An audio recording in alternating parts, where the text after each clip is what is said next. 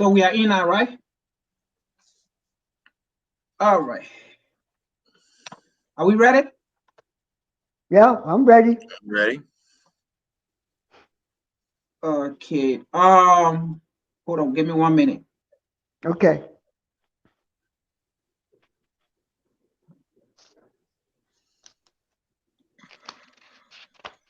Come on.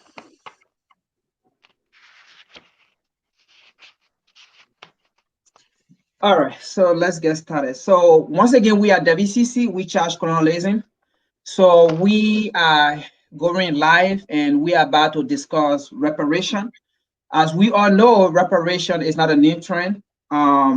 Is a things that have been existing. So we are about to discuss reparation for African people in the United States, or the descendant of the enslaved African people within the United States. So we have a couple of questions here. So on our panelists, we have Mr. Yoro, who is the chair for the AAPRP of the Pennsylvania chapter. And we also have Brother Baruti, who is also member of We Charge Colonialism.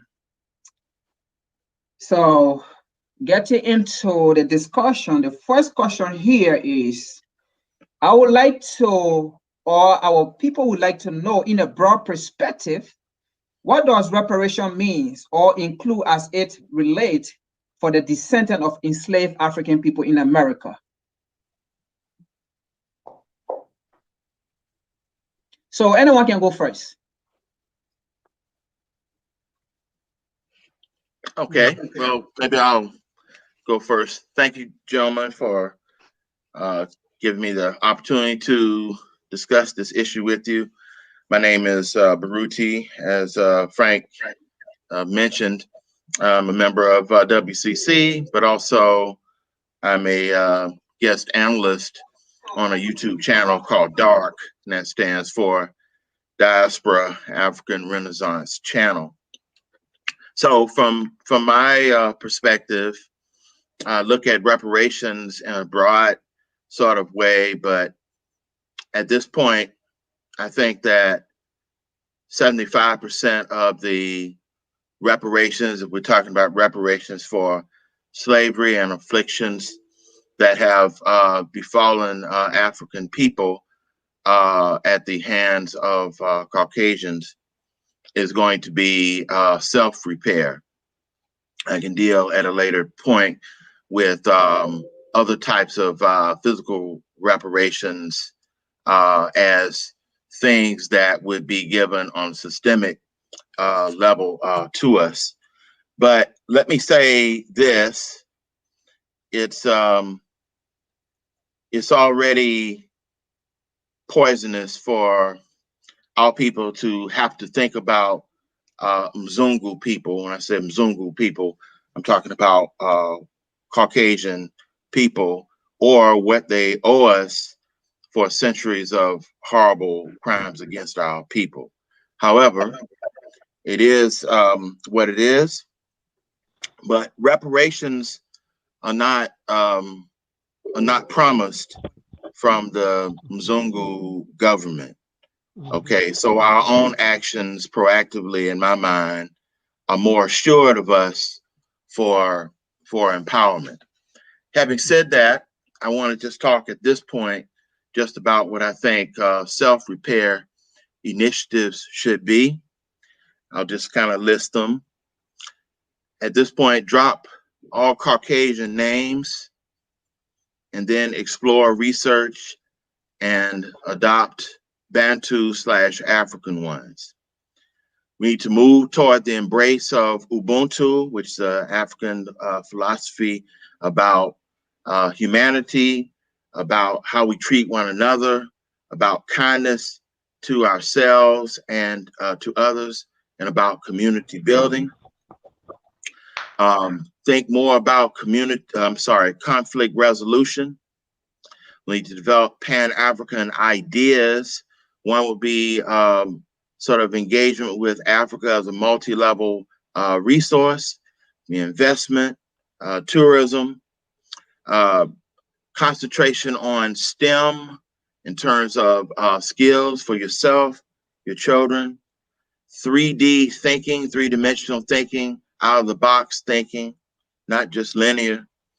Think global, get a passport for yourself and your children, travel to Africa as part of the thinking globally. We need high culture emphasis that includes family values, a tidy appearance, no vulgar speech, high character, quality music that we listen to. I'm going with the basis of jazz, old school R&B, even gospel. We need to repair a toxic relationship that has seemed to exist now between Black men and Black women, such that we see each other as interactive resources for each other.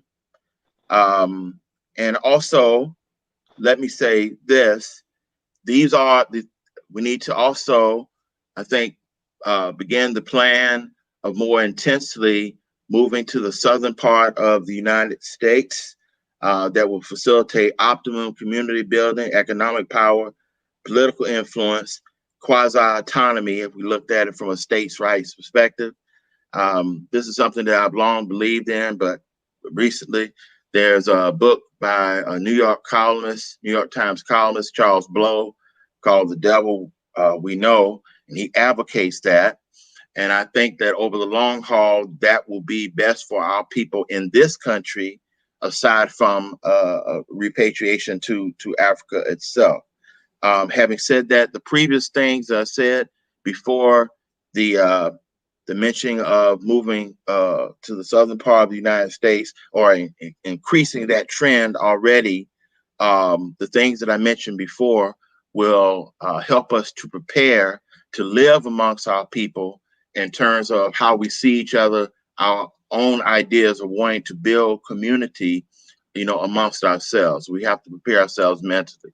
But at some time in the future of our show, if asked, I can talk about other things that might be systemic things we're asking from the Wazungu people to get us on our way. But it should be preparing us to move forward as a community, as a nation of people. Thanks. Mm-hmm. All right, Mr. Arrow, you want to go on the floor? You want to take that Yes. question? Yes, I'll take that question. I look at that question as a Pan-Africanist question. I see it as once Africa gets united and unified under one government, then we could talk about restoration, because not just America, French, Britain, Italy, all them people owed us restoration. I mean, they owe Africa reparations. So I look at it like that. And only way we could get that stuff if our people is organized. That is our biggest problem today of 2021, is that our people do not belong to organizations. That's our biggest problem, because without organization, we can go nowhere. Nowhere. Individuals cannot solve our problem. And this is what capitalism try to do. Oh, y'all need a leader. No, we don't need leaders. I'm like Marcus Garvey. You got the lion, but you got the cubs. And what we need is strong cadre to go out and organize our people, talk to our people about Africa, African culture, like humanism, egalitarianism, collectivism. Get away from this European culture, like individualism, selfishness, I. And that stuff was never in our vocabulary. We always talk about we, you know what I'm saying? And we need to build up our village in that type of way. So only way we're going to receive restoration when Africa is unified and liberated and talk under one voice, then we could get our restoration when we represent at the UN. Then we could tell Italy, France, Germany, the US, if you want our resources, you give us our money. Because without African resources, America, Italy, France, and Britain won't be where they're at today.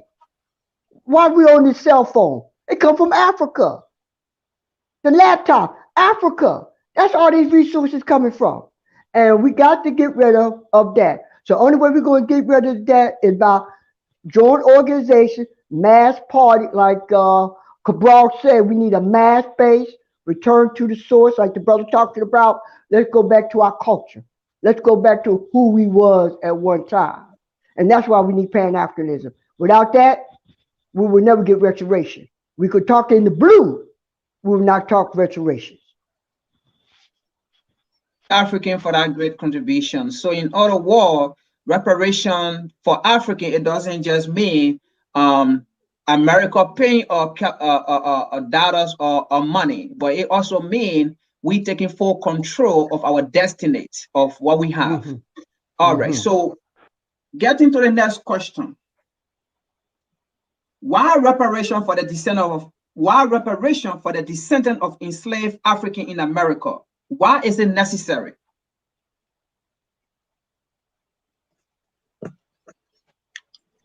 Yero, if you want to take that question first. Okay, I'll take that question first. Number one, we got to look at it realistic. As long as our people now organized in strong organization with one voice, we will never get it. Because number one, we don't control the system. Capitalism is still under control. We don't control the Senate. We don't control the Congress. Okay, and really, we ain't got no voice. So only way we're gonna get a voice is we as a people join organization. Then we could talk about reparation for Africans in this country. But we cannot talk about just Africa in this country. We gotta talk about Africans all over the world who've been taken from Africa. You know what I'm saying? And that's what I look at as a Pan-Africanist. I can't talk about restoration here in America. What about Brazil? Look at Haiti. What about Haiti? Why can't Haiti get its restoration from the French? Because we not organized people. And that's why we will never get it until our people join organizations. That's the only way we get it if we have a mass organization speaking under one voice as a Pan-African organization. Okay, well, first of all, from my vantage point, the reason that we are owed reparations or that we need reparations is because of the abuse that we have received.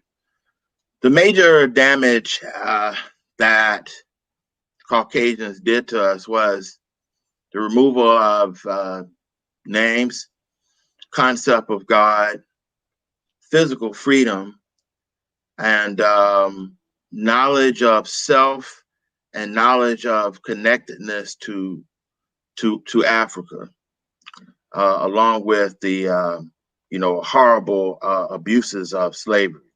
But today we suffer not so much from physical freedom, but concept of God,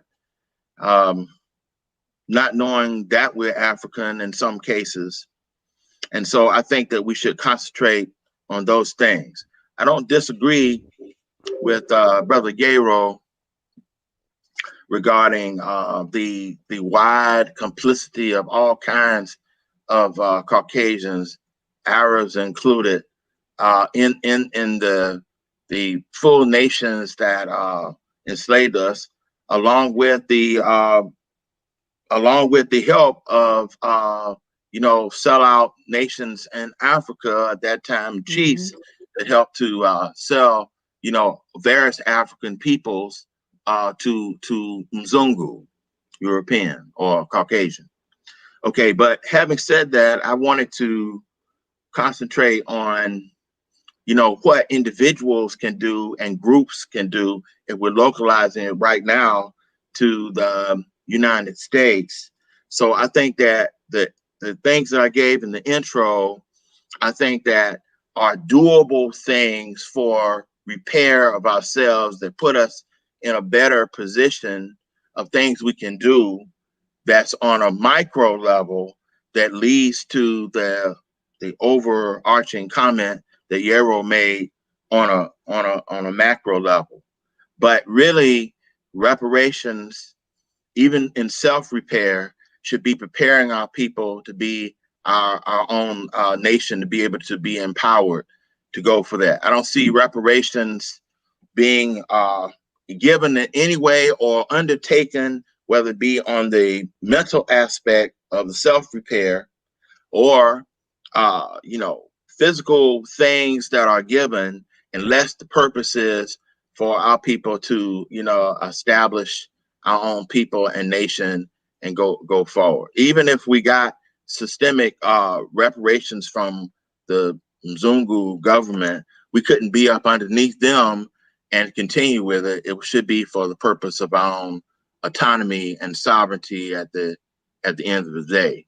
But that may have to be sort of worked out in our own mind. But what I gave was doables that we can do. And by the way, the reparations that I listed in the intro, I calculated that's only about $300 that we talk about a passport, as well as you know, dropping your slave name, plus just your own efforts of study and recontemplation of views and values. So that's pretty cheap for what we can do. I believe that 75% of what I said we can do on our own and actualize that as part of self-repair before even talking about what we can get from Europeans or Caucasians to move us along. I just want to piggyback what he's saying. What you're saying, my brother, is very correct. But we need our own independent schools. We need schools that are going to educate our people. Okay, so that's what we need today. We don't have no freedom school. All our school is controlled by the European, by the capitalists, by the Zionists, who educating our kids. So what we need to do is have these African colleges develop our teachers for us. We get our money, we start our own institutions, our own high school, elementary school, junior high school. That's how we're going to defeat the purpose.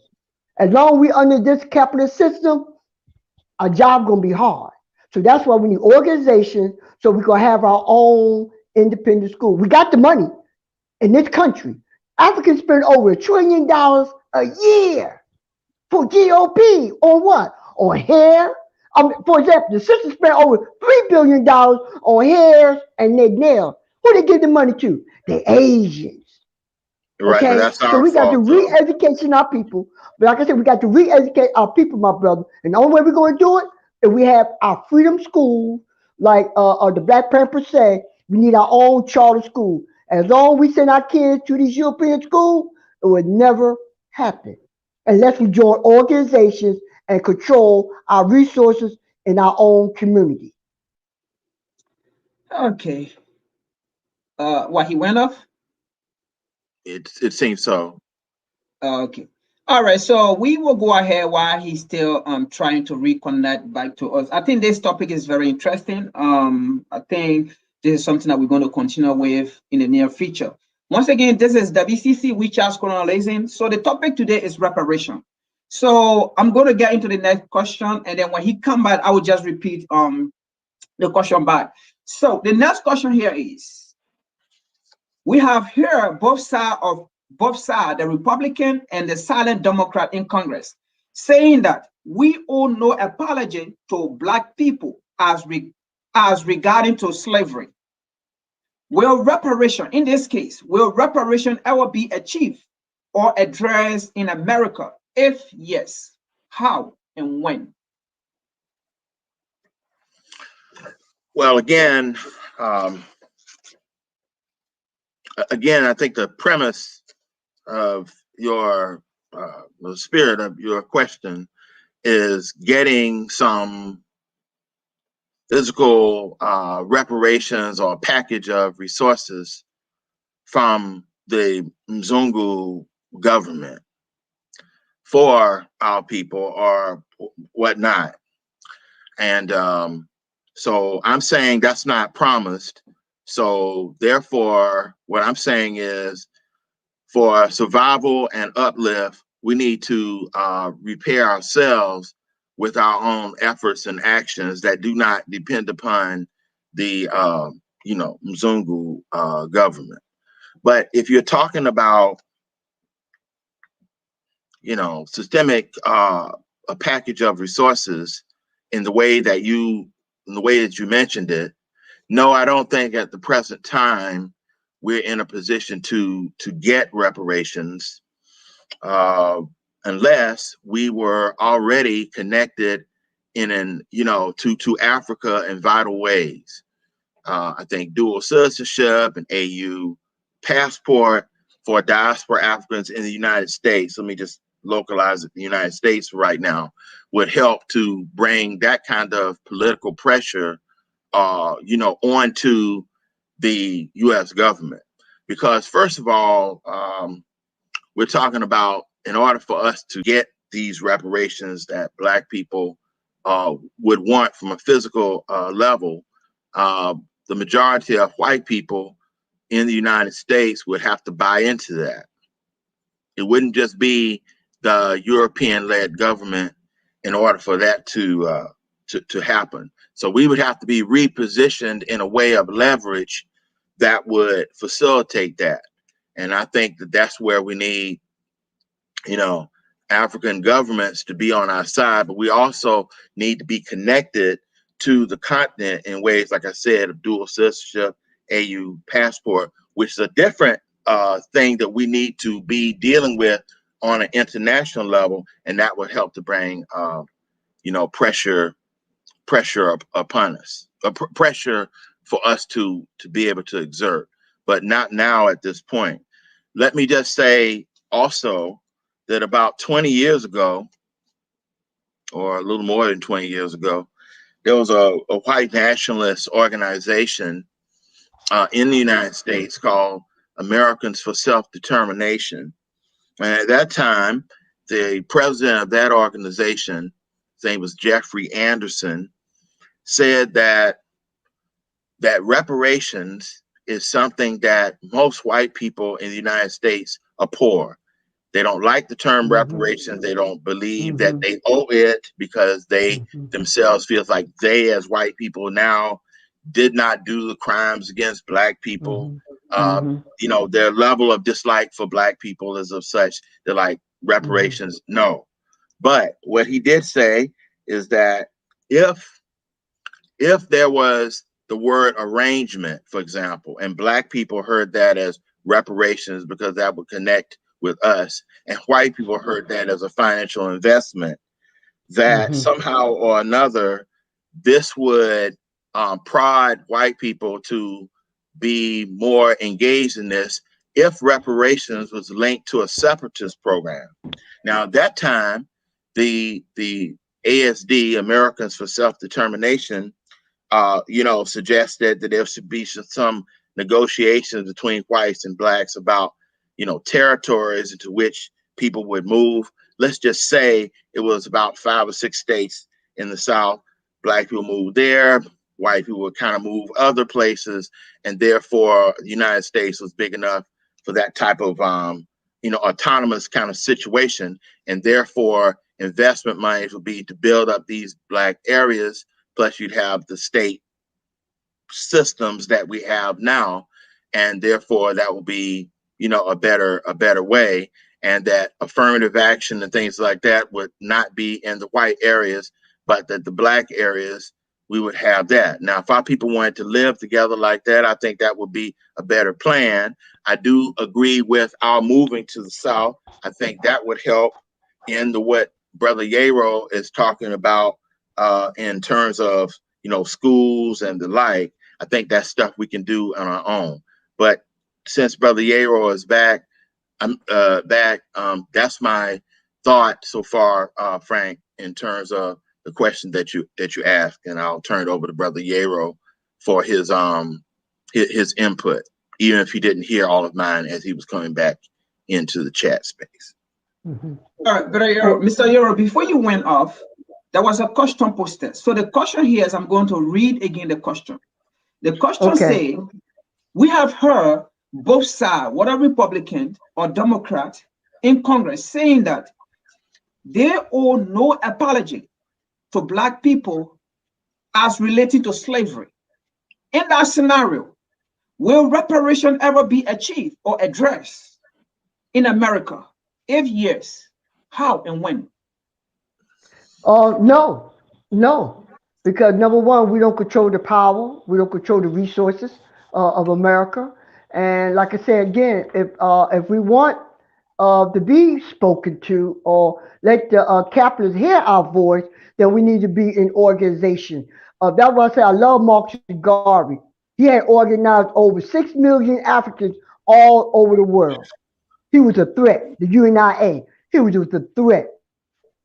He didn't get no money from the federal government, like the brother talked about. They got 5 ships.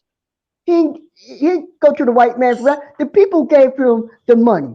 And that's the type of organization that we need, so the European, the capitalists, could hear our voice. As long as they know we divided, they don't care. And we are divided. As a people, we are a divided people. And this is what the capitalists want us to be, divided. You know what I mean? Some want to be America. Some don't want to be America. Some want to be a Democrat. Some want to be a Republican. None of these organizations support our people at all. At all. And they just use us. They just use our vote. Especially the Democrat. They just use our vote. Go and vote for Joe. And he's the one that did the 3 strike laws. That's why the incarceration is high. Sister Harris, she incarcerated over 1 million black men and women in California. Them the type of people they need to keep our people oppressed. And like I said, it will never happen unless our people join organization and speak under one voice. That's our weakness. In 2021, that's our weakness. We're not in organizations.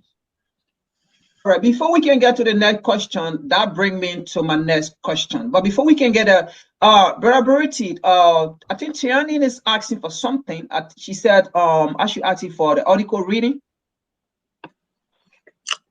The article reading, I need the oracle reading from Baruti. Yeah. I'm not sure what the oracle is. If you could, she said oracle in the chat. I'm not sure what the oracle reading is. She says someone asked for it. Okay, she says okay. So we move to the next question. If she gets more clarity on that, I'll be happy to fill in any information. It could be perhaps some type of video or something that I might have referred to. I'm not sure. All right, welcome, Brother Connected African Worldwide. So we were hoping to see you, and hopefully by the spirit of our ancestors, you are here. So welcome on the live show. All right. Mambo, Tafadali, Samahani, please excuse my tardiness. All right, see Jumbo and Dugu. All right, getting to the next question. So we have discussed that, it's going to be difficult within the American Congress. So that leads to my next question. So having said that, so do we actually need political success in this country before reparation can be achieved or addressed? Well, I believe that you can't get reparations without power. I mean, I hear groups saying that they're demanding reparations. They're not demanding, they're requesting, because they're not coming from a situation of power, so they have to be realistic in that. And so what I believe, if you're serious about reparations, and in my position, I know it's not going to be popular among most African Americans, but if you're serious about reparations, then you need to stop with the integration. If you believe that you belong to a particular group that has been wronged by another group, and therefore you need to be repaired, then you're not supposed to be living among that group. I believe that we shouldn't be talking about reparations prior to separation. I advocate for African Americans either repatriating back to Africa, or we can all just decide to voluntarily migrate back to the southeast of the United States where we're from. We can, the states, North Carolina, South Carolina, Georgia, and Florida, where a large percentage of us already live, can hold all 50 million African Americans. And when you come together and you live amongst yourselves, now you're in a position of power. Now you have political and economic power, and now you can be respected. Then you can elect 4 governors, you can elect 8 senators, and then you can demand reparations. I agree completely. Like I said, I agree with you in some way, but like I said again, our people, we lack organization. Our people do not belong to organization. Like Jackie Jackson was saying, 90% of our people do not belong to organization. Only 7% of us belong to an organization. That's why we can't get nothing done. We can't get nothing done. Until our people could get up, make time for the people, and join organization. If Malcolm could do it, Dr. King could do it, Kwame Nkrumah could do it, Secretary could do it, Sojourner Truth, Charlotte McCoy, Angela Davis. We got to make time. But our people, capitalism confuse us. Capitalism say, no, stay on YouTube. Keep doing that. Don't do this. Don't do that. And that's why we can't get nowhere because we don't belong to an organization. And Well, you're right, brother. I know my organization. I'm just saying. I mean, we got organizations out there, but people need to join them to unify them so we could all speak.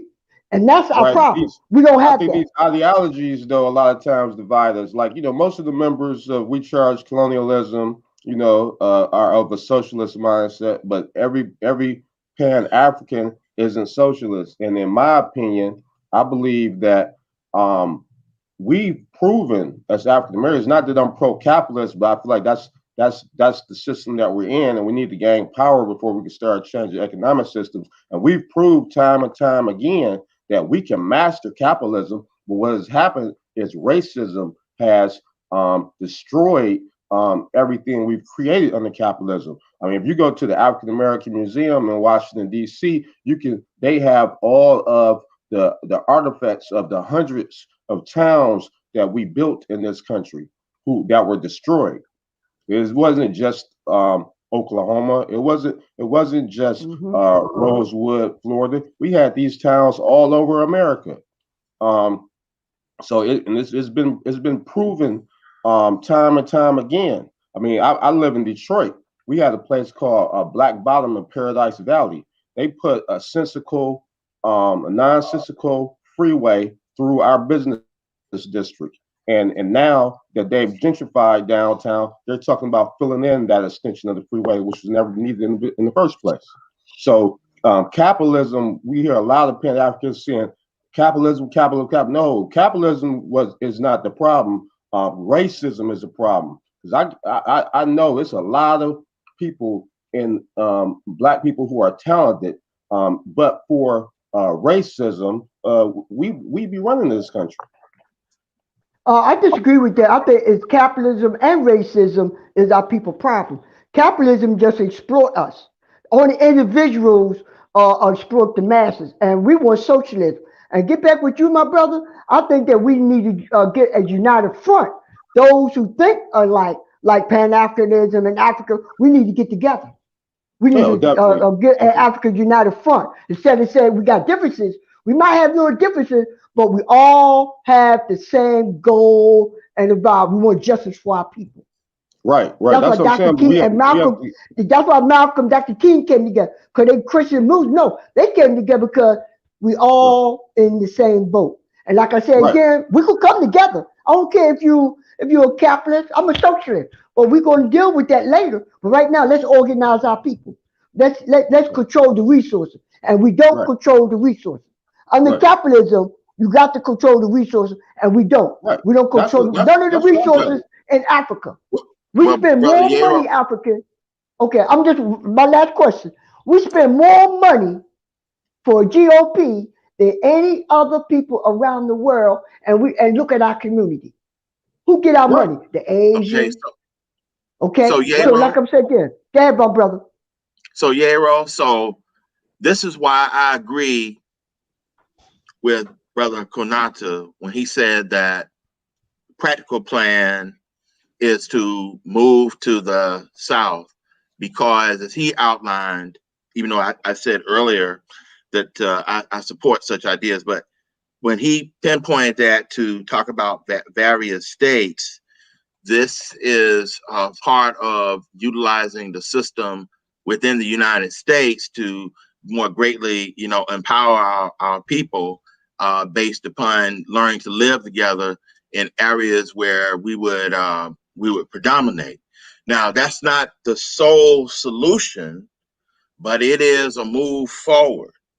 Okay. Now, not also taking into consideration what you're saying, the global aspects, the fact that we need to organize ourselves, all of those are doables. Now, when I started out, I named things that are doable on the individual basis, as well as things we can do on a community basis that we don't need Wazungu to help us to do things we can do on our own, but we make forward progress.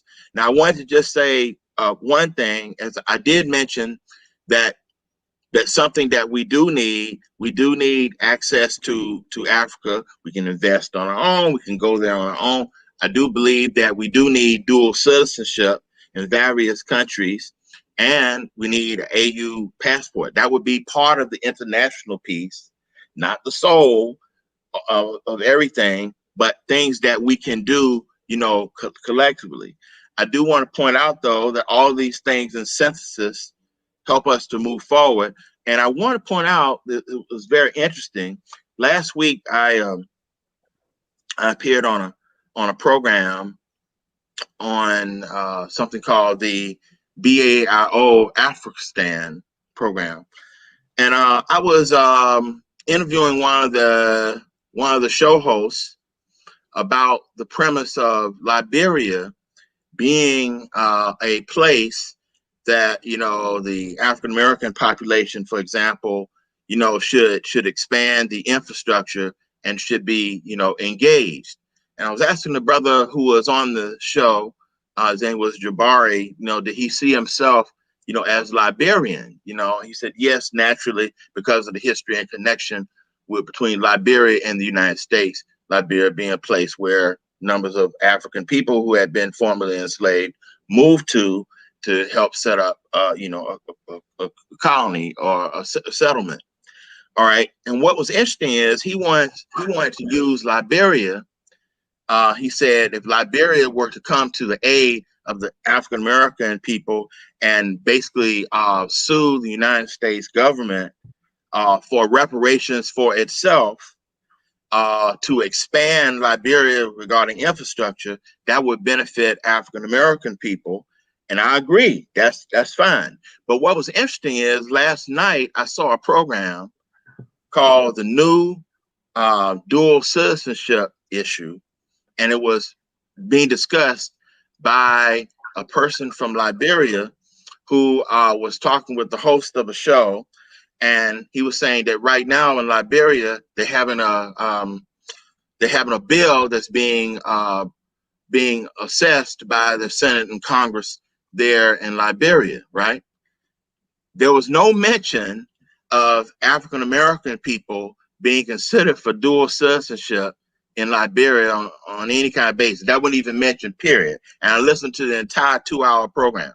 The only thing that was being talked about was the notion about Liberian people who came from Liberia who live in other countries, Canada, United States, UK, whatnot, getting dual citizenship after their own citizenship in Liberia had been suspended because they got citizenship in other countries. Now, not that we can't pursue the Liberian piece, as Jabari was saying on the program that I interviewed him on, but what's interesting is that that's not a reality yet. Okay, well, so only thing I'm talking about, and I think what Konata is talking about, is things that are doable right now that we can do at this very point. Other things may come to pass in the future, but what we can do right now. That's all I want to say about that, but not disparaging what you're saying, brother. Let me just give a quick clarity on what Brother Baruti just said about the gentleman that was talking about Liberia, about African in the diaspora.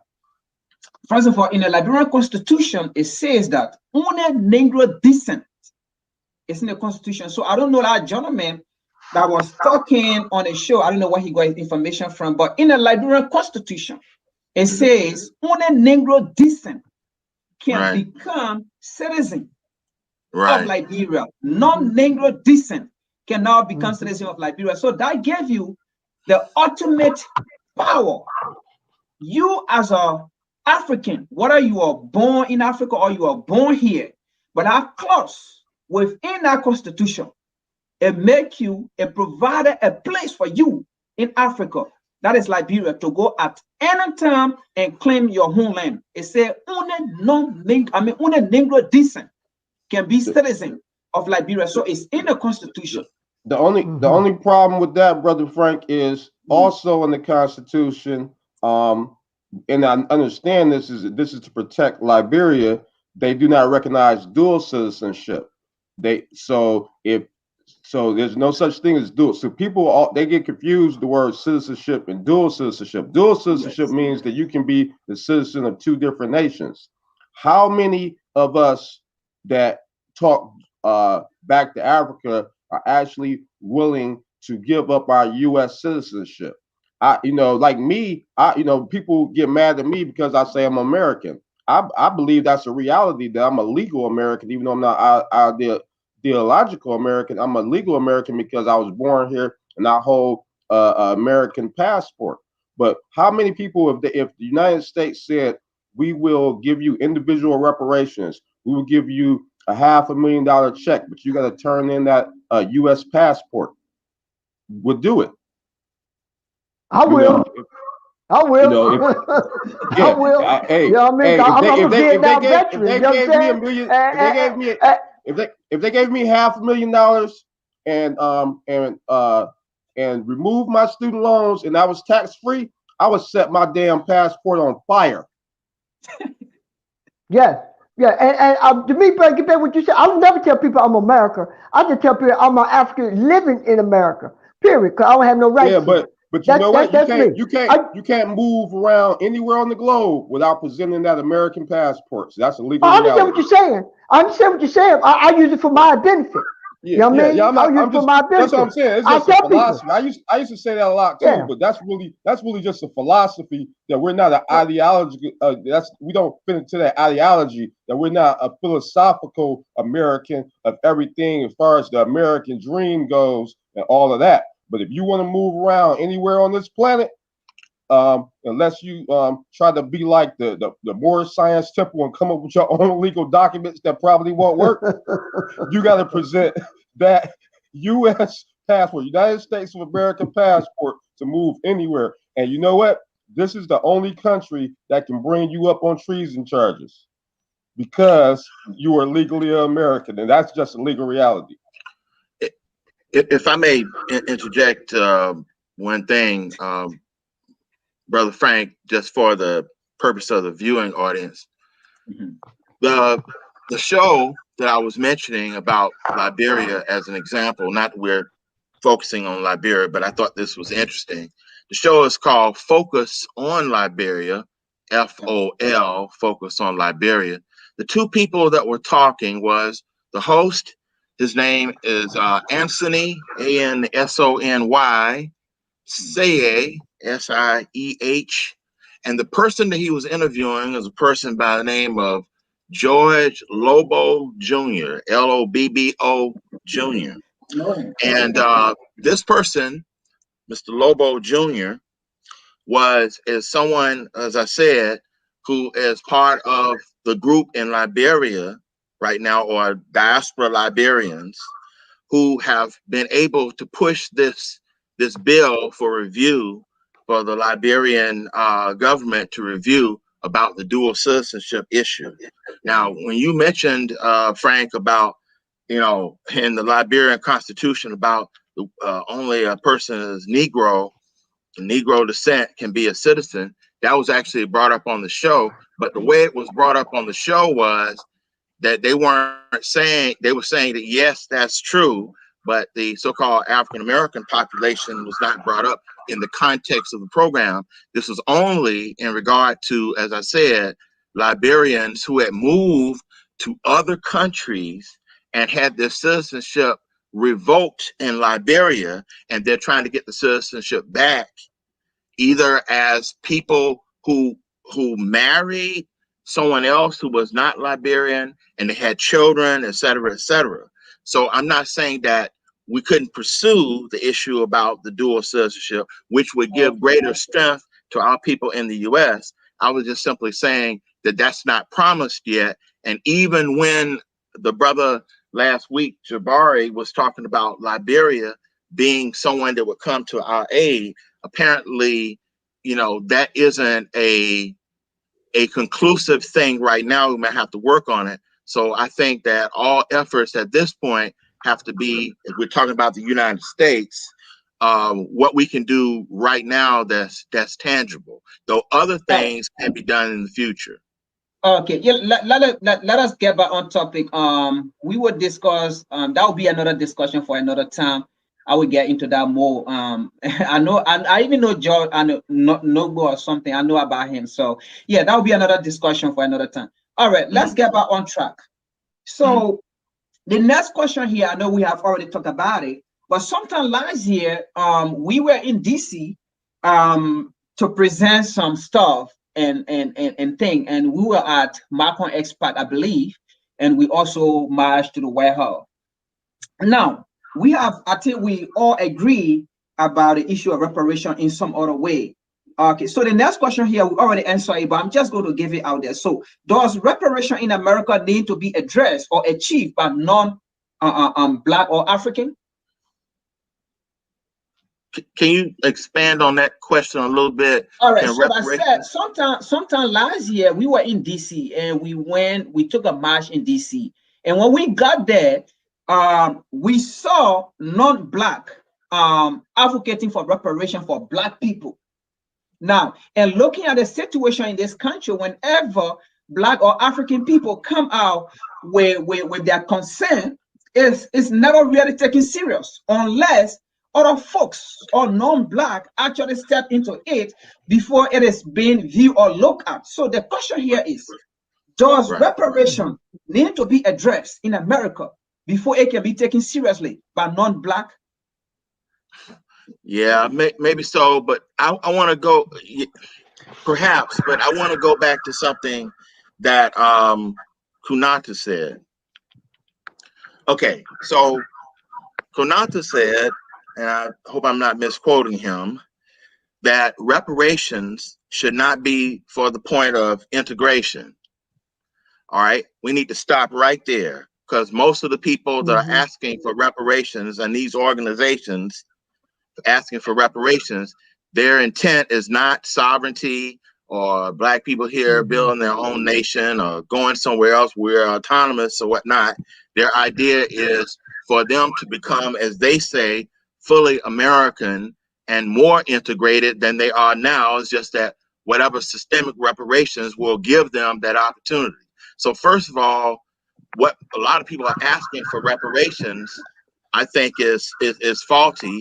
Reparations, I think, should be for not integration, but separation and autonomy, first of all.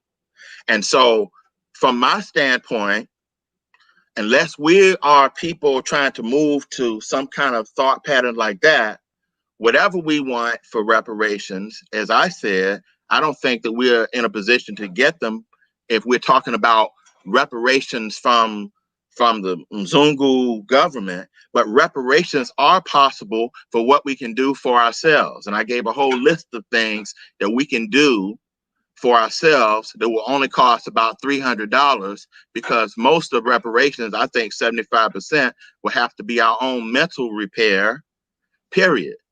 In fact, we're not promised any reparations from the Mzungu government, even though we are owed. So why don't we concentrate on what we can do for ourselves? And if we don't get it, okay, we still can survive and be moving forward, but we need to move like that. And I want to know from the rest of the panelists, why is it that reparations is sort of presented in a way that it's mostly things from European peoples to give to Black people for us to be repaired? Why is integration the basic thrust about that? And why is it that we can't turn our ideas around about what we want for reparations to repair ourselves and not look at reparations as something that will integrate us, but something that will make us sovereign? Well, I want to know that from the rest of you. Well, I want to kind of go back to Frank's question. Whenever non-Africans join our movements, it really makes our movements weaker because it gives the appearance that we cannot do for self. But we don't need for non-African Americans to join our movement, but we do need, if we want to be successful with reparations, we do need them to understand and to agree. And what we need to understand, like I said, you're not demanding anything because you don't have power at this point. So we are requesting, and so you have to think, okay, if we want to successfully receive reparations, you got to think from the mind of a white supremacist. Do you think this man will actually give you, you know, because people they say is reparations comes in different forms. What they're really talking about is checks. You know, it's like Right. you think they're gonna give you money so you can be right alongside them and just sail above them by leaps and bounds. You know how many poor white Americans there are? You know, what is their excuse for being a poor white American? They don't have a legitimate excuse. We know we've been held back.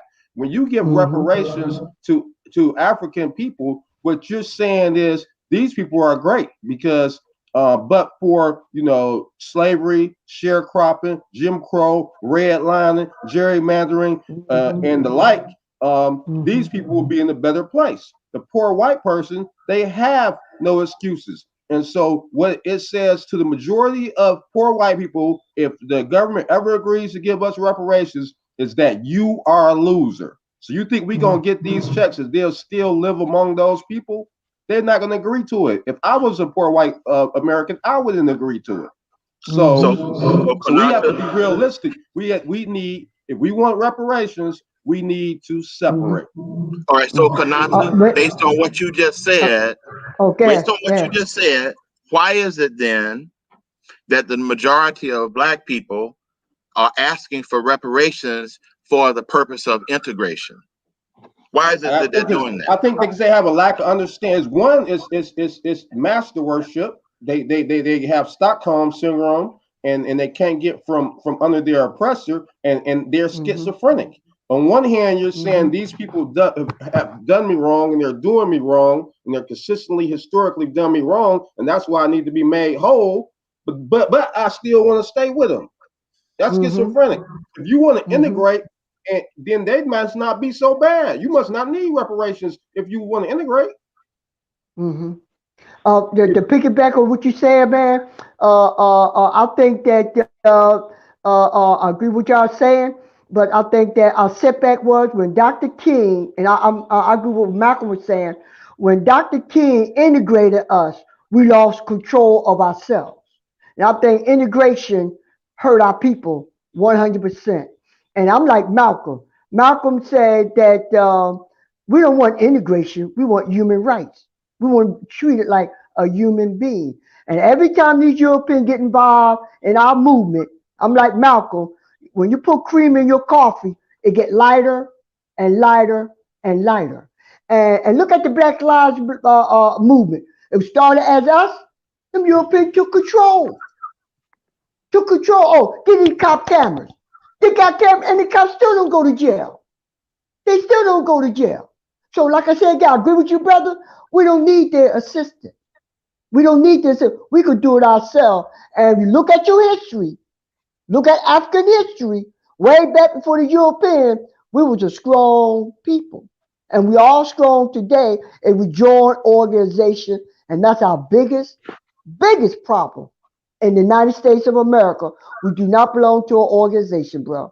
That's our biggest problem. 90% of our people do not belong to an organization. They can't give their people an hour. You mean you can't give your people an hour to help organize them? But you can give capitalism 12, 24 hours. And I'm in Philadelphia, and I get sick and tired of seeing these young boys on the corner from 8 o'clock in the morning until 2 o'clock at night. I actually think we belong to too many organizations. The organizations aren't doing anything. No. We could trim the organizations down. Doing anything. We got nine Black Greek letter organizations. We got Masons. They're not doing nothing, brother. No, I'm not talking about them. We got Vice Lords. We got Disciples. Oh, we brother, got look, brother, they're not doing nothing. They're not doing nothing. Doing the right thing. But we need organizations that are going to do something. Exactly. Look at the Nation of Islam. Look at the All African People Revolutionary Party. Look at the African People Socialist Party. We need to join organizations like that who are going to do something instead of join the bike riders or join the Greek organization. We need organizations that are going to be about something. Right. Okay? So and them organizations you mentioned, they ain't about nothing, brother. What the bikers doing for our people?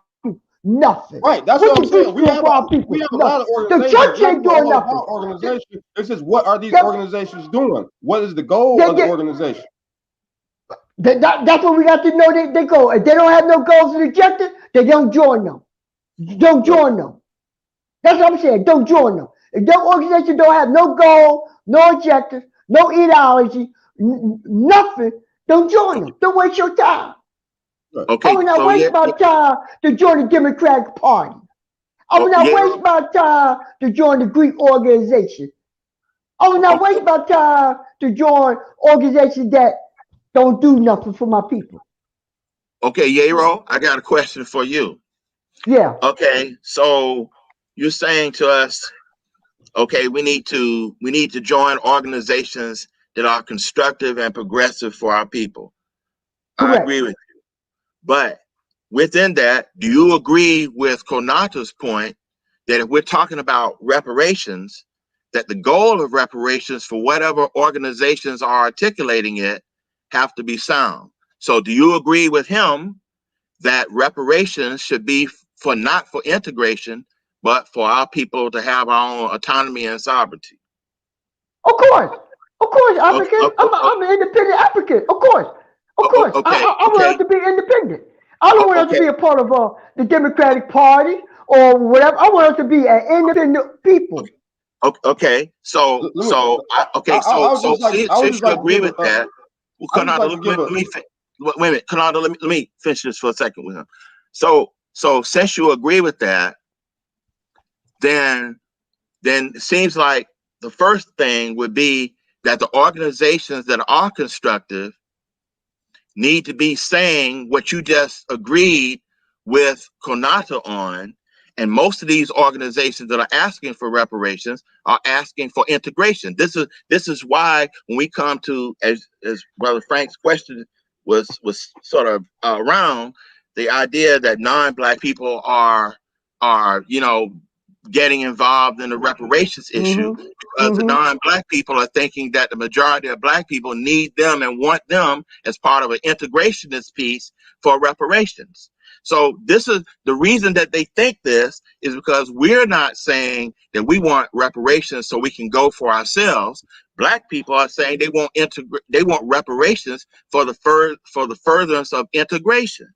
So we need to get these organizations on board. I agree with that, with brother. I agree with that, my brother, and that's why I said all African People Revolutionary Party, we on board with that, brother. We want independence. We want to be control of our resources. We want to control our education. Go ahead, my brother. One thing they say though is sometimes we overcomplicate things. We don't need anybody's approval to migrate, and we don't need and we don't need it to be highly organized. I mean, the reason, like most, we all started off in the South, and as far as like my area, Michigan, a man named Henry Ford was a Pied Piper.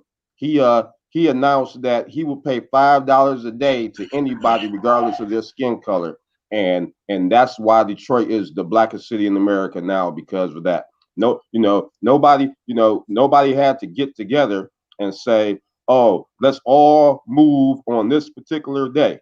No, people said it's $5 over here, and they all started moving.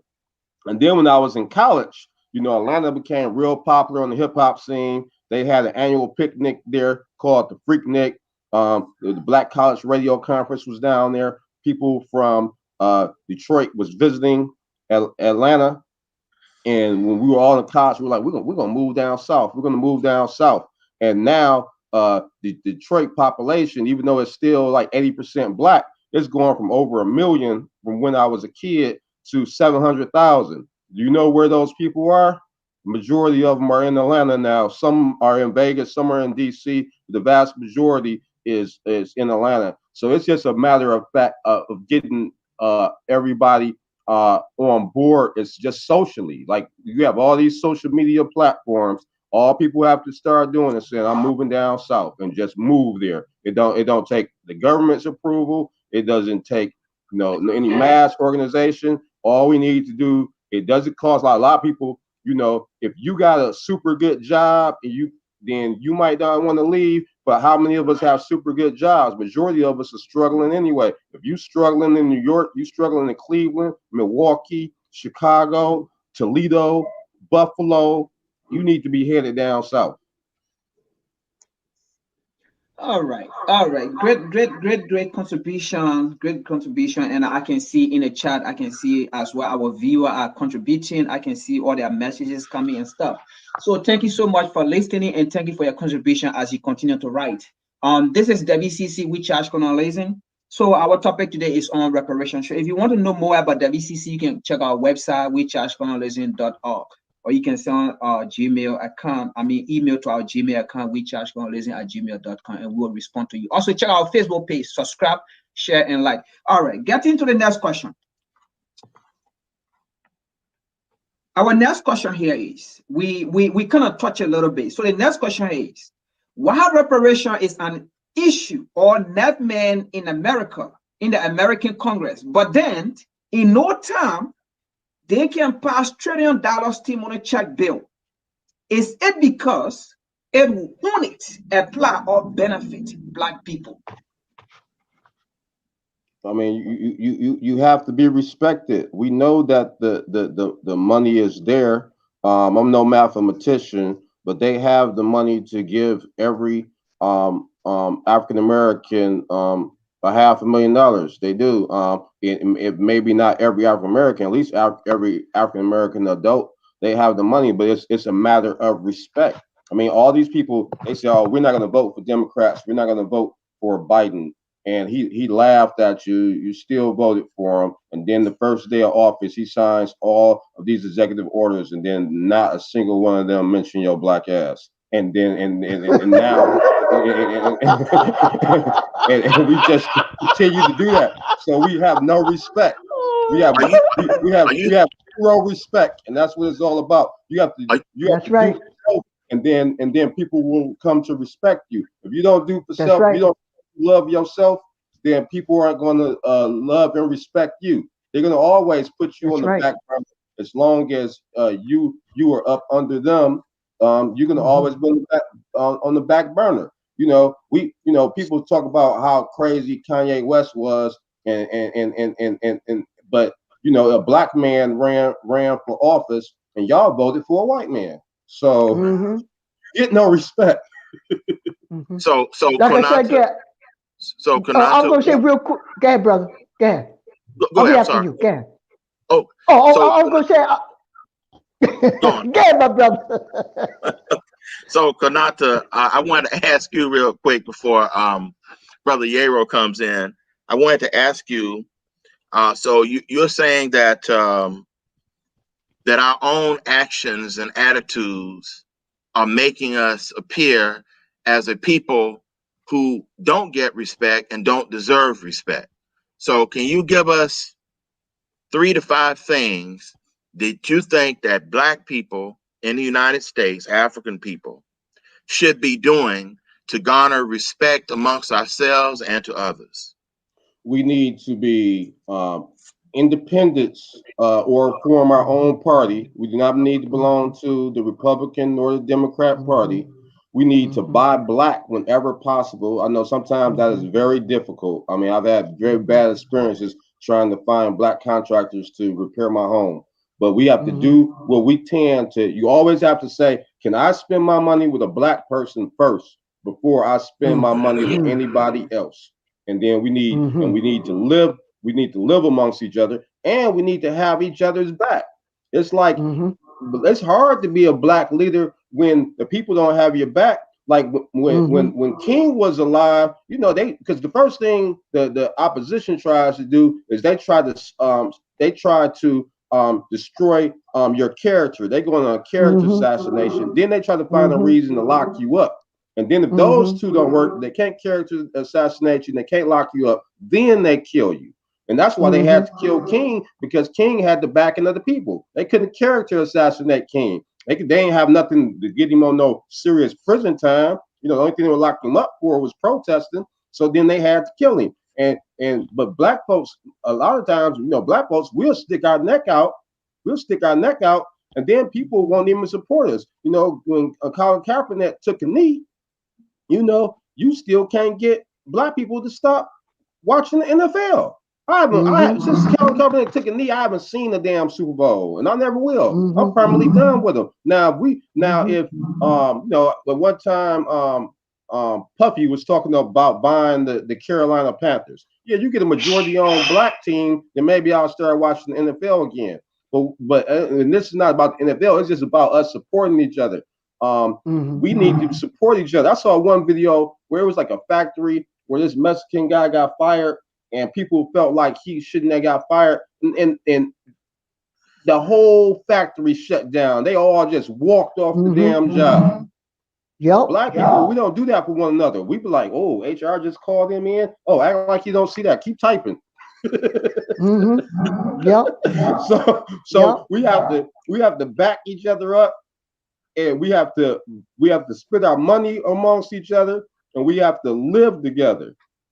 And we have to have our own political party or be independent. What's that for? Yeah. All right. If we do those things, that's just organization wise. And as individuals, we got to start eating better, and we got to start exercising, because we killing ourselves with these bad diets and lack of exercise. And I think we do all those things, we'll be just fine. We'll be in 10 years. The people will be like, wow, what happened? That's true, my brother. But I just want to piggyback on you. What you're saying, you are correct. How they kill our leaders. But I just want to correct you with Dr. King. Why they killed Dr. King on April the 4th, 1967? He made a favorite speech on Vietnam, because all the brothers was complaining that we got to go to Southeast Asia to kill somebody who looked like us, but yet we dying in America. So that's when Dr. King made that favorite speech in April the 4th, 1967. Check out, it's on YouTube, and they killed him a year later on April the 4th, 1968, because he was against the Vietnam War. I'm not denying. I just want to correct you. That's all. I'm not denying that that's one of the reasons. But what I'm saying is that because he had the backing of the people, if he was able to get character assassinated and nobody would listen to King, I get what you're saying. Then there would have been no need to kill him. They were like, nobody's listening to that nigga anyway. Right. I get what you're saying. They could have brought him up with some trumped up rape charges or something and thrown him in jail. There would have been no need to kill him. That's what I'm saying. Right. I know. You know, speaking out on Vietnam, speaking out on he said, you know, he was talking about, you know, America owed us money. He was talking about poor people's campaigns. There was a number of reasons shifts in this ideology got him killed. What I'm saying is the main reason why he got killed, because it was impossible to character assassinate him, because the people had his back, and we don't have our leaders' backs today. Because we don't got no leaders, brother. that's number one. But to get back on with that, like, number one, I don't vote.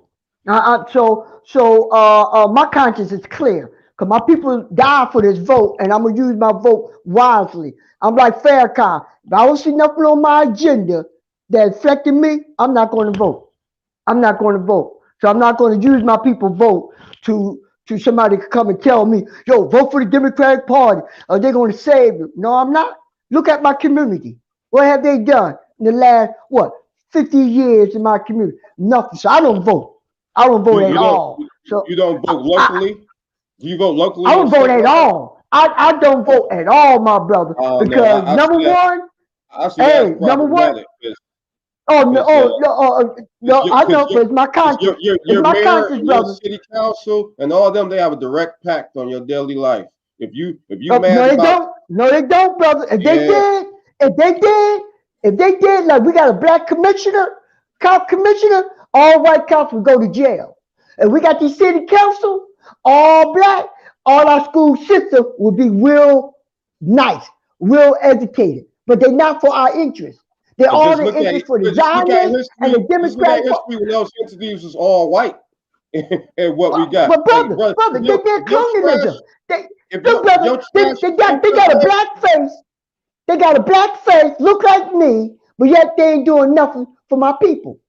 oh, they can do more. But I'm saying, if your trash is late, But they're not doing nothing, brother. picked up, You that's just contradict yourself. the You result of say the they could government. do more, but they can't. If your You got a black schools man are in doing bad, Chicago. that's a direct You got a All right, result black of the let's man move in on to the next Chicago. question. What did that black man did in Chicago? You got a black man in Chicago. Right. She ain't doing nothing. We got black men all over the city.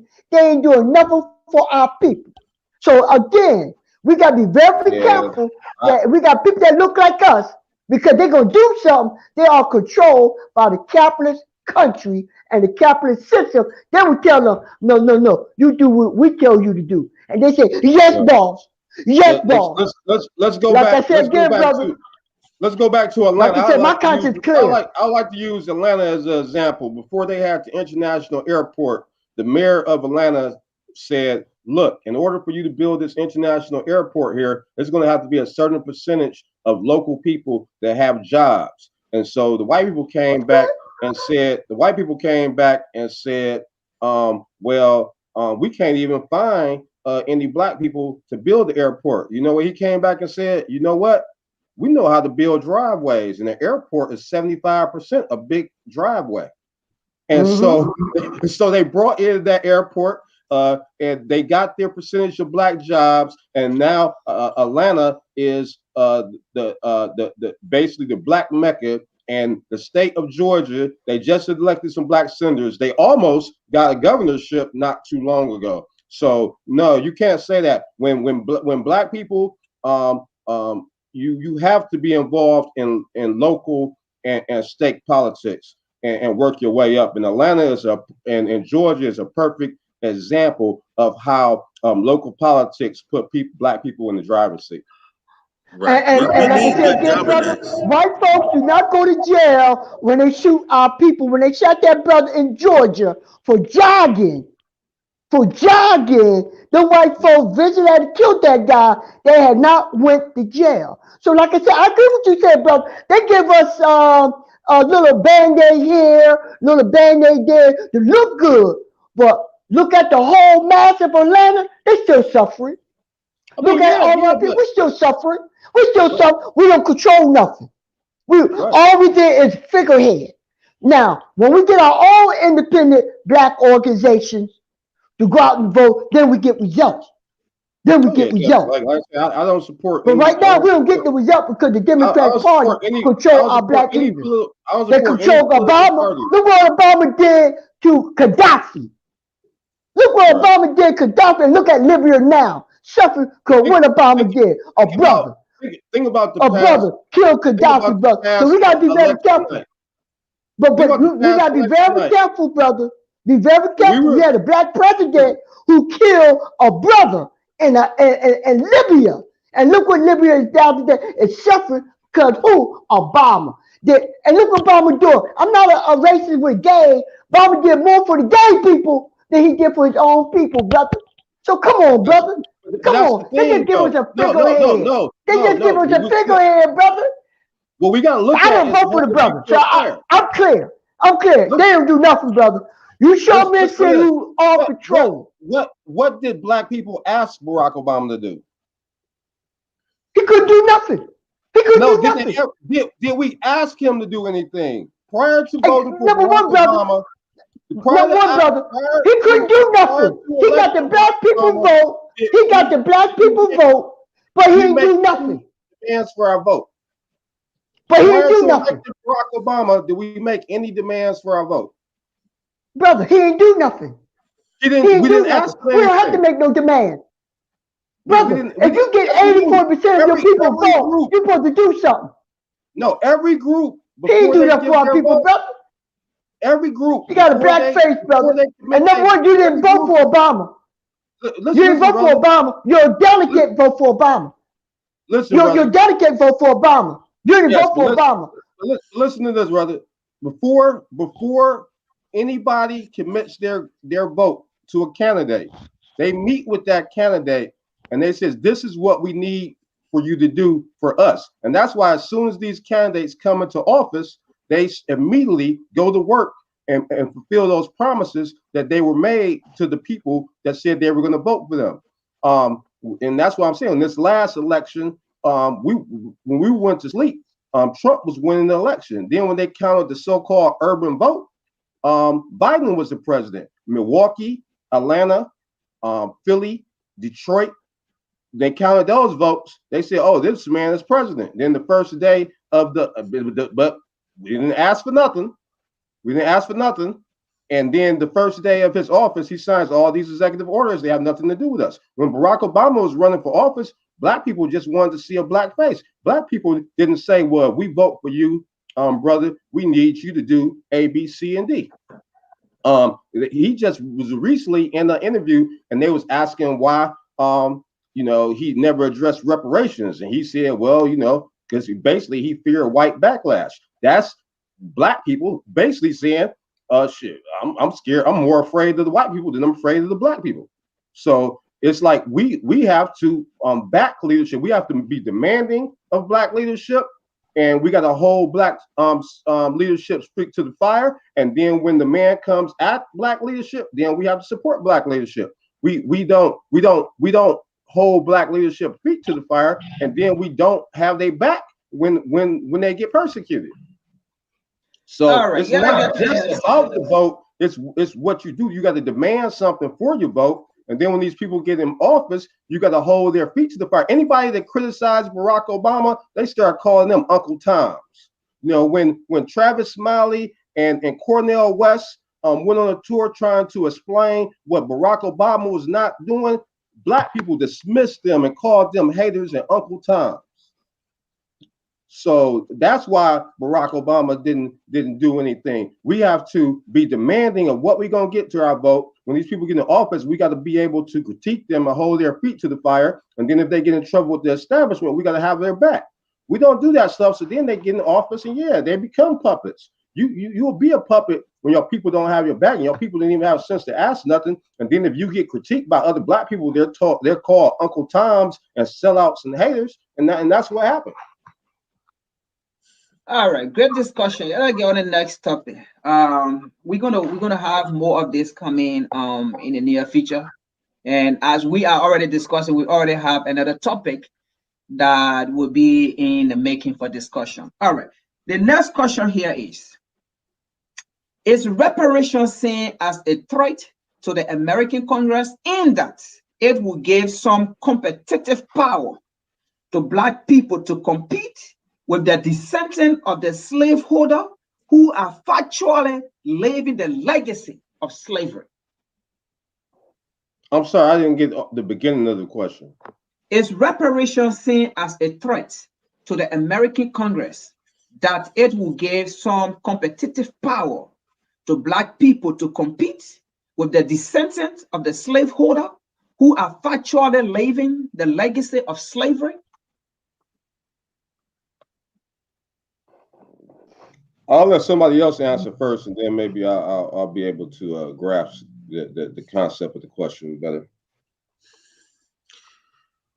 Well, if I understood you right, Brother Frank, you're saying, okay, so if black people get reparations, is that a threat to the overall white constituency because it will allow black people to compete with them in this space on an equal basis, of which they will feel like they're not in control, right? Yeah, because is it going to give them some kind of economy or capital power Right. Yes, that's how they feel. Again, if reparations are presented as reparations should be for integration, then it kind of goes back to what Konata said, that essentially that if Black people say they want reparations so that they can compete in this space, it means that white people who are destitute will be just seen as you're poor and lazy because the Black people have been held back. And so what white people overall generally are going to go for the notion of Black people having reparations so that Black people can say that we're equal to you in this same space, when really if the tune or tone of reparations was that Black people should be able to do their own thing, then that probably would, be a better olive branch for the white people, because they don't really want us in their space and don't want to give us anything. As I refer earlier, I said that, there was a white nationalist organization, ASD, Americans for Self-Determination, who said that whites support reparations, but would be, in this kind of formal arrangement, would be more willing to give investments if that's what we wanted, but it had to be linked to a separatist plan. But again, every time we ask these questions about reparations, it's never for that kind of purpose, for autonomy or whatnot. So we're sending the wrong signals to the white people by wanting reparations for the point of integration. That's already putting us in a bad situation, not to even have anything to negotiate for, or even on a philosophical level. Yeah, like I said, I don't want to just beat a dead horse, but yeah, the competition thing is real. And if I live in if racism is really the glue that holds America together. The reason why these white people are tearing up this country, the reason why they haven't stormed the Capitol sooner, is because they're told that they are better than us. So you can give a white person, a fishing pole and a couple of shotguns and a couple acres of land, and he'll be like, I'm okay because I live around my people, and it's all good. But if he was to see Black people just prospering, and he believed those are his tax dollars, then he's going to be upset. He's not going to be easily pacified. And so they use racism to keep the poor white person in line. And if they were to say, well, you know what, these Black people aren't really lazy. It's just that we've been holding them back since the time they got here. And so what we're going to do is we're going to give them funds to repair their community. Then okay, like I said, then the masses of poor white people who are not achieving, then they're automatically going to feel threatened. So if African Americans want reparations, we need to get together, live together. We need to get our states. We need to elect our governors, elect our senators, and now we have power at that point to demand reparations. But as long as we're living among the people who we claim that are holding us back, then I don't think it's realistic to think you're going to get reparations. I don't either. In fact, let me just say one thing on that. We have 50 million Black people in the United States. That's a good sized country. If we were to take the collective Black people in the United States, just plop them down in Africa in any geographical location, Black people in the United States would make the 6th or 7th largest African country, in general. So I think that we're too spread out. We represent a minority of people within the United States, but collectively, it's a good size area. And this notion about us just hey, moving to where our people are, where we could be, where we have some kind of anchorage and we have some kind of cultural construct that we can continue to build, Southeast predominantly, I think would help us a lot. And would also, with the things that I outlined at the very beginning of the program, would help us to want to live amongst one another. In other words, you got to want to live amongst your people in order to build community and see yourself, you know, as a nation of people, you know, in the way that this, you know, geography kind of operates. Mr. Yero, you want to give your contribution to that question? I agree with what everybody's saying, and I think that one separation, when we integrated into American society, that set us back as a people, and I think that one, I'm a little disagree about the 5 states of the South, because Garvey was like that with the 5 states of the South. I'm always thinking about the Native America who land this belonged to. With that, so I'm disagree with that, but I think that we as a people need to come together and use our power to uplift ourselves, to control our economic, stop spending our money to the European, the Asian, and keep our money in the community. Why do you disagree with the notion about you know, black moving to the South? In fact, it's not our land.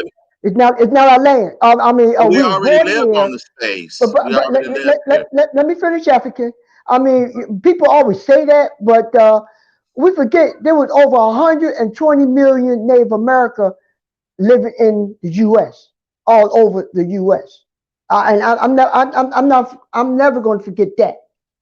They were genocide by the Europeans, incarcerated by the Europeans, put out on Indian reservations.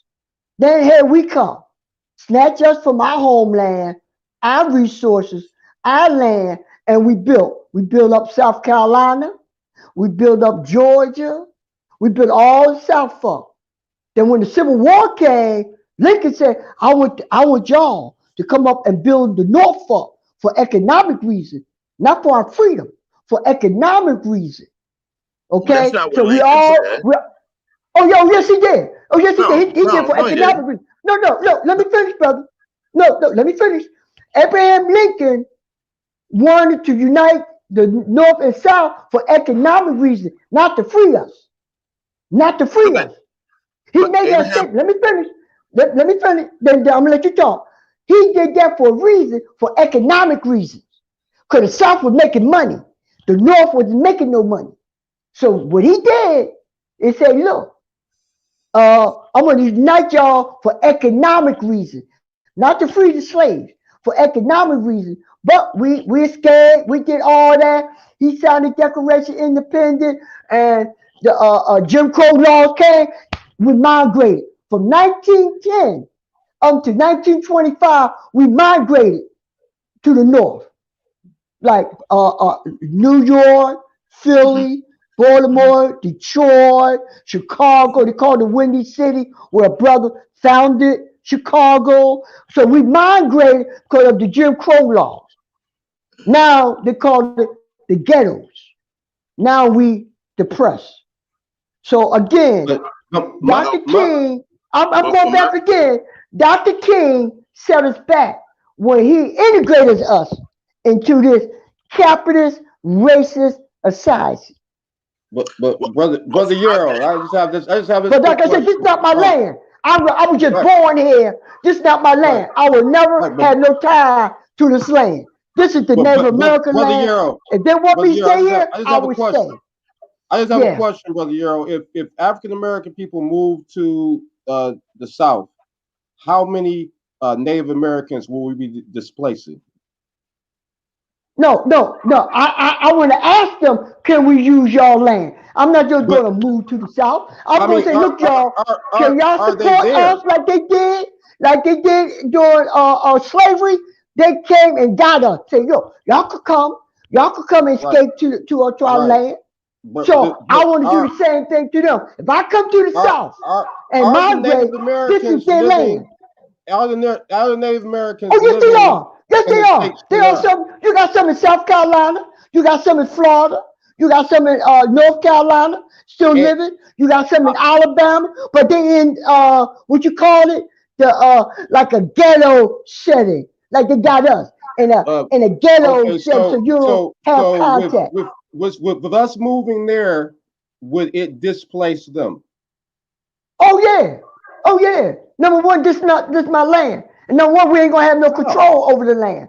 Will we have control over the resources? What do Alabama have for me?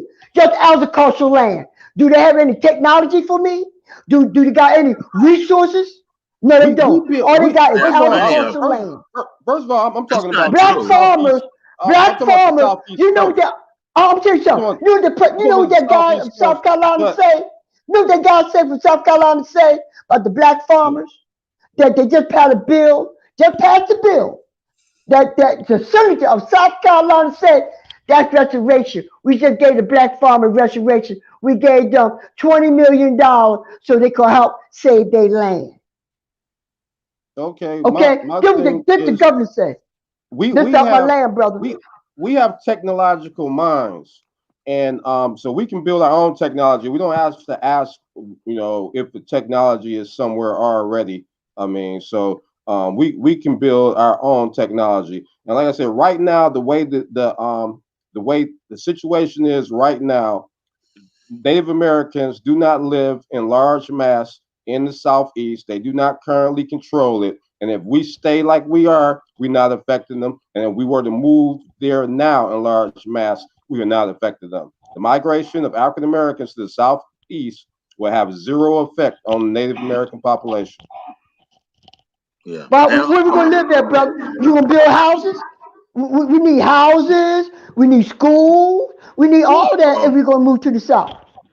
Yeah. Right. But right like now, I said again, this is not my land. I can't move to the South. This is not my land. Well, so actually, that's Brother my difference with y'all. based on what you're saying don't you right still now, live in man, America now? you need to bounce I from just live Philly here. right now. I just live here, brother. I just live here, brother. That's all. I just live here to survive. So I won't get killed by the cops. So I won't get killed by the cops. So why not? I can't survive in the South. I can't do that for the Native America. I got to ask permission from the Native America. Wait a minute. They are fighting for their land, brother. The Native America is fighting for their land. But wait a minute. You heard about the Indian movement? The American Liberation Movement? They are fighting to get all their land back. This is their land. But basically, where from you what live you're saying, now, isn't that their land too? Oh yeah, I'm renting my house. I'm renting my house. So then, by the way, since you're in Philly right now, right, you should just bounce and move to Africa because you didn't ask the Native Americans, could you live where you're living? So you probably are living someplace that was their land. So, of course, I'm being facetious, but I'm saying, of course, brother. Of course, I want to go to Africa, brother. I definitely want to go to Africa. I definitely want to go. I am going. I am going, but I'm definitely going because I told my kids I'm looking at Tanzania. That's where I'm going. I'm going to Tanzania, I was being funny about bouncing now from Philly to Africa. But what I wanted to point out was at the time of the Civil War, 97% of African people or Black people in what was the United States configuration at that time lived in the South. So therefore, the migration of Black people to lots of other places after that point in time that happened really in the 1880s up until around 1970 was a migration away from the South. So actually, if we had just stayed put, we would probably predominate at least 5 or 6 states right now. Okay, but I want to go back to something. I want to push back respectfully on what you said about Abraham Lincoln. From my research, first of all, when Abraham Lincoln was a young attorney in the 1840s, he proposed things like areas like Indiana and Ohio and places like that should be all white states, particularly for young white families, because he didn't want any. He didn't believe in slavery of black people for just his ideas. He said he didn't believe in slavery, but he also didn't believe that black people and white people should necessarily live together, where there should be any competition of black people onto white abilities for employment. So he wanted states like Ohio and the upper levels of Kentucky and places like that to be places that definitely did not have slavery, because they would create too much economic competition of black people onto the white workforce. When the Civil War came, and immediately after it was over, he had meetings with different black leaders, and he wanted to encourage the black people to leave the United States, and he wanted to commit the economic arsenal of the federal government to move black people to. He had a plan for even Texas, the Chachiri plan, or to move black people to someplace in Africa or Central America. And he thought that the black leaders were selfish, because he said that the black leaders who met with him were black leaders that could read, but he thought that the majority of black leaders, black people couldn't read, he said, and would also be persecuted by white people just because we were around, and white people would be angry at black people just by our very presence. And he said to the black leaders that, I think that you're being selfish because you're not looking out for the best interests of your people. He said, I cannot force you. I don't feel compelled to try to force you outside the U.S. He said, because white people have already just fought a war over, North and South, and over you at certain points. He said, so they don't have the stomach for warfare anymore. He said, but the best you can do is to leave this place, period. And when the black leaders didn't kind of go for that, he kind of rebuked them and just kind of shooed them on. But he did not believe that black people should move up north. That was not even a consideration at the time. And he did not believe in integration. And he believed that the U.S. would be a white man's country, and he said that, but he believed that black people should develop their own country and be amongst ourselves. That's what hold that thought, y'all. Hold that thought. I gotta get my charger. My thing will expire. Hold on. I'm gonna get my charger. Hold on. All right. So yeah, let's stick to topic. This discussion is very important. So we're gonna do another schedule for this. All right. So before Mr. Yarrow come back, I have 3 questions here. That's going to be the last question. So I'm just going to ask all 3 questions at once, and then that'll be the closing adequate statement for all of you guys. So we're going to wrap it up here. And once again, thank to our viewer that are listening and also that are also contributing to giving on their comments. Your comments are very important. So we're going to read them as well to get some solution as to what we are discussing here. Once again, this is WCC We Charge Journalism. You can check on our website, wechargejournalism.org, or you can send an email at WCC, like wechargejournalism@gmail.com. We will get back to you, or you can also check our Facebook page, our YouTube page as well.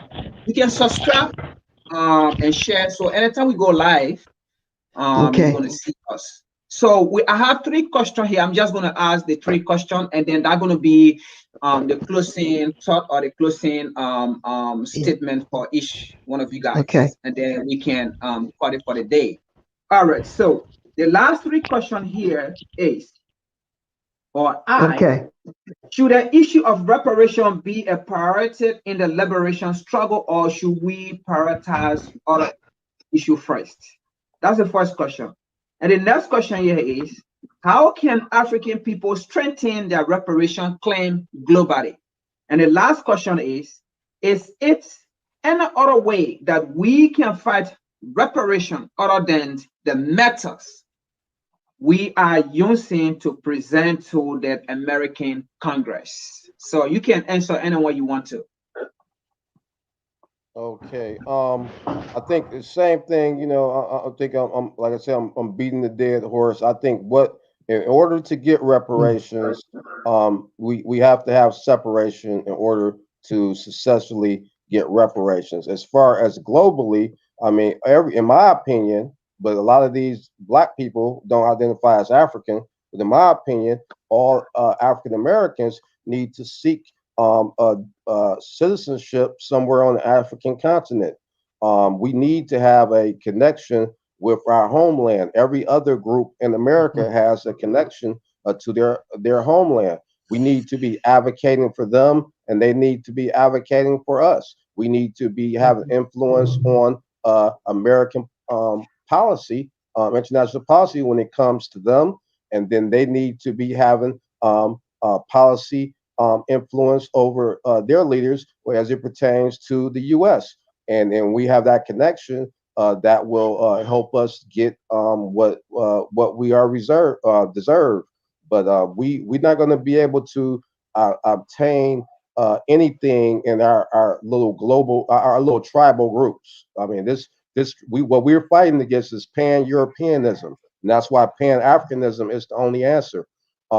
You can't fight a global system of supremacy as long as we're in our little tribes. You know, I'm a Black American, and then this person says they're a Jamaican, and this other person says that they are a Brazilian. Then somebody saying they're Nigerian, they're a Cameroonian, and this other person saying they're a Black Brit. We're not gonna make it like that. We need to have one united front, Team Africa worldwide. Okay. Thank you, African. Thank you, African. I just want to piggyback what the brother's saying. I think that I agree with everything he's saying. That we need a Pan African viewpoint on about our separation around the world. Malcolm was the only person that represented us at the AOU to have a seat among African brothers. When he met with Kwame Nkrumah, Secretary, all them good brothers, and we need to do the same. To let's connect ourselves with our brothers and let's join the African Union. So we got a seat there to discuss our issues about them so they can represent us in the UN.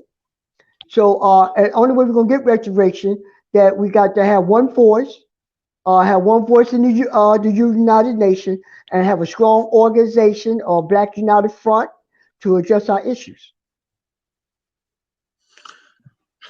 I don't have any problems with what the other two brothers just said. I just would like to add that I do think reparations is one of the priorities, but for me, the biggest thing is things that we can do ourselves, you know, our own mental repair that will allow us to engage in activities for our own liberation as opposed to the sole idea that reparations will be a check or be a assemblage of resource packages from the Mzungu nation.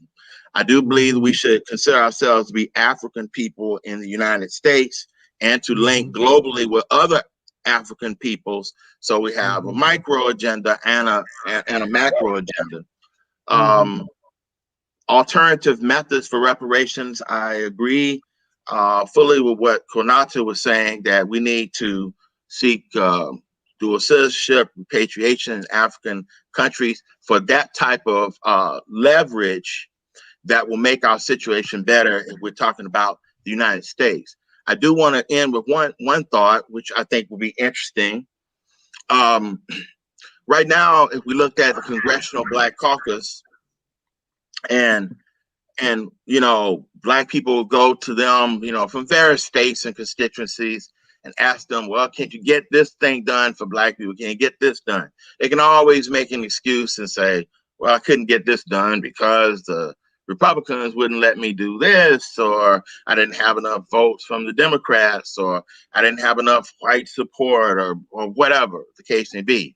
But suppose that Black people said to the Black Caucus, we're not going to elect you, period, none of you, unless your agenda is to use your leverage collectively as a CBC to encourage African countries to, say, provide dual citizenship considerations to the Black population in the United States, or making linkages better, with Africa in that regard. Therefore, that's something that they can do without the approval of Democrats or Republicans. They can simply use their positioning to do that. So we need to have lobbies for United States policy in Africa, but to put pressure on the Congressional Black Caucus that they must work for the interests of Black people in the United States, given dual citizenship efforts in Africa. And if it cannot do that, just kick them out. That would be something that we can actually do, that they would not be able to say they cannot do. And if we threaten them and say, hey, you're not getting in unless you do that, yank them out and put somebody else who has that agenda. Because actually, most of the Congressional Black Caucus, most of them are not senators, with the exception of 3. So the rest of them are, House of Representatives. Most of them are elected from predominantly Black districts. They're not done from predominantly white districts. So that's something that Black people can control with our votes. Oh, okay, I would like to address Brother Holup's question. I don't know if you all saw it. Brother Holup was asking about, well, shouldn't we just basically claim Liberia, move to Liberia, and get our reparations that way?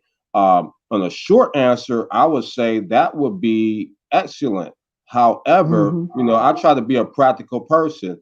I know that the majority of African Americans aren't going to move anywhere in Africa, and then I got to move to Liberia. It's not practical. I mean, if I think that if we could get 1 million African Americans to relocate to the continent, that would be a great achievement. So and then the other thing I have to point out, like I said earlier, Liberia does not recognize dual citizenship. Most people, even if they became a citizen of an African country, they would want to also retain their citizenship in the U.S. My thing is, even though I say I'm a legal American, if I were to receive reparations, significant reparations, no small reparations, I was to receive significant reparations that will have me set for life, I would move to Liberia and set my American passport on fire. But how many African Americans are willing to do that? I just don't think that it's a practical consideration, because the vast majority of us are not going to locate to Liberia. And that's my answer to that. Yeah, but I would say, Konato, on that I think that at this point, given our size of people in the U.S., you might be right about the moving piece, but I don't think that the issue about getting citizenship in African countries should have to be either or about whether you were not, didn't have a U.S. passport as well. I think that there's more strength in dual citizenship to be able to access resources here and on the continent, given that we're already kind of dug in, here at this point. And so therefore we can leverage both. Okay. But the dual citizenship in Africa should not have anything to do with whether or not, we have, citizenship here or whatever the case may be. Use both resources. But like I said, for Liberia, since that topic has been brought up, they are trying to get dual citizenship passed, but the dual citizenship conversations that are taking place now are taking place about Liberians who moved abroad to get their citizenship back if they're already citizens of the US or Canada or the UK or other places, but it did not include any provisions yet in terms of the discussion about, you know, current African American people going to Liberia to be dual citizens. I think that's something that's not on the table seemingly, that if we wanted to look at that as an agenda piece, we'd have to sort of ramp it up in terms of our negotiations.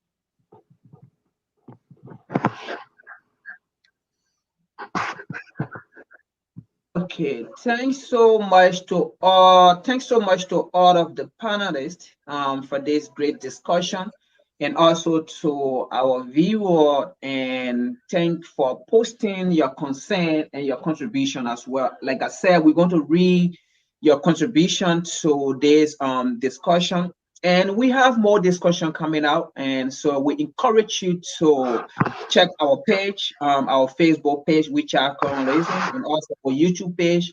Please share this, subscribe to our channel.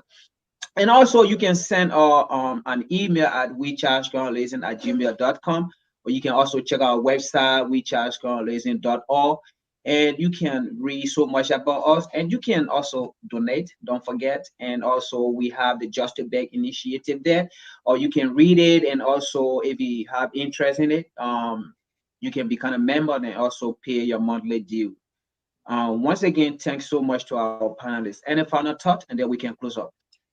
Yes, I have say Santi Sana to all the brothers. I really enjoy building with everybody, and you know, we need to do it again in the future. And in the Kiswahili words, goodbye for now. Kwaheri kwa sasa. Yeah, I just wanted to say I enjoy sharing the panel with Konata and Brother Yero.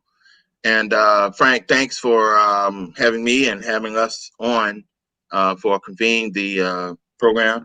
And like Konata said, Kwaheri kwa sasa to everybody, and enjoy being here. I agree with all of y'all. It was wonderful discussion, and this is what we need to have in our community on a day-to-day basis. Have a harmonious discussion about our future, what we need to do as a people. And I'm very appreciated with learning from your brother. I'm learning every day, learning new ideas, new directions, and I appreciate y'all. And like I said again, we need to do it again. And I encourage our listeners to join some type of organization and get involved. And thank you, Brother Frank. Thank you. All right, so we can call it for the day. Thanks so much. Okay, my brothers. All right, brothers. Organize, y'all. Kwaheri.